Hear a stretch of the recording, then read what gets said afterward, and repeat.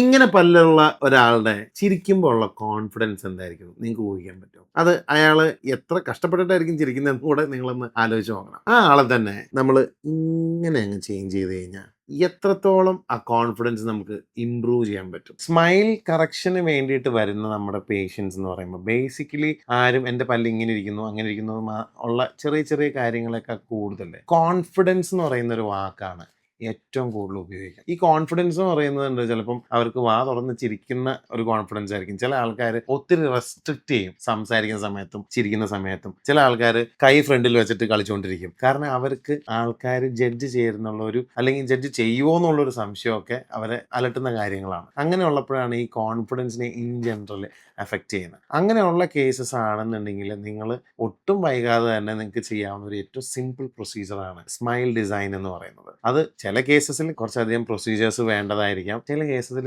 Simple ആയിട്ട് വരെ നമുക്കത് കറക്റ്റ് ചെയ്തെടുക്കാൻ സാധിക്കും. ഇപ്പം ഞാൻ ഈ ചെയ്തേക്കുന്ന ഒരു കേസിൽ എന്ന് പറഞ്ഞാൽ ബേസിക്കലി ഒരു ട്രാൻസ്ഫോർമേറ്റീവ് ആയിട്ടുള്ള ഒരു സ്മൈലാണ് നമുക്ക് കൊടുക്കാൻ പറ്റിയേക്കുന്നത്. കാരണം പലരും പല്ലിൻ്റെ ഷേപ്പും സൈസും ഒക്കെ നമുക്ക് സ്വന്തമായിട്ടൊരു കോൺഫിഡൻറ്റ് സംഭവം അല്ല എന്നുണ്ടെങ്കിൽ അവർ ചിരിക്കുന്ന രീതി തന്നെ വേറെ ആയിരിക്കും. നമുക്ക് നല്ല രീതിയിലുള്ള കളറും നല്ല രീതിയിലുള്ള ഒരു പല്ലിൻ്റെ ഷേപ്പും ഫേസും ആയിട്ട് മാച്ച് ചെയ്യുന്ന രീതിയിലൊക്കെ വന്നു കഴിയുമ്പോൾ ചിരിക്കുന്നതും എക്സ്പ്രസ് ചെയ്യുന്ന രീതിയും ഒരുപാട് ചേഞ്ച് ചെയ്യും. And it can also change their lives.